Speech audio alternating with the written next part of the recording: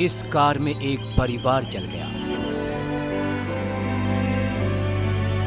एक परिवार की खुशियां जल गई। भैया 2 बच्चे थे और बीवी थी।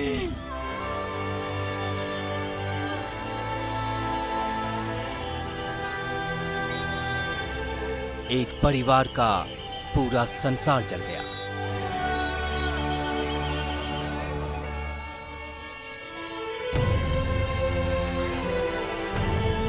धू-धू कर जलती इस कार ने 3 जिंदगियां ली 2 मासूम बच्चे और उन बच्चों की एक मां इस भीषण अग्निकांड की भेंट चढ़ गई।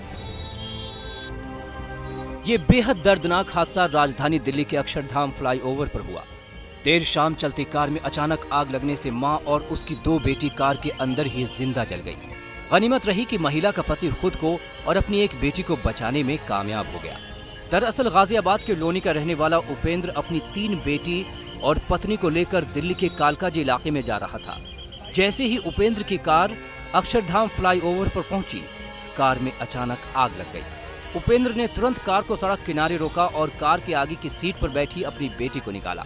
उपेंद्र जब तक पिछली सीट पर बैठी अपनी पत्नी और बाकी 2 बेटियों को निकालता, कार में लगी आग विकराल रूप ले चुकी थी। उपेंद्र के सामने ही उसकी पत्नी और दोनों बेटियां जिंदा जल गई। भैया इनमें कौन कौन थे? भैया 2 बच्चे थे और बीवी थी। कहाँ आ रहे थे आप?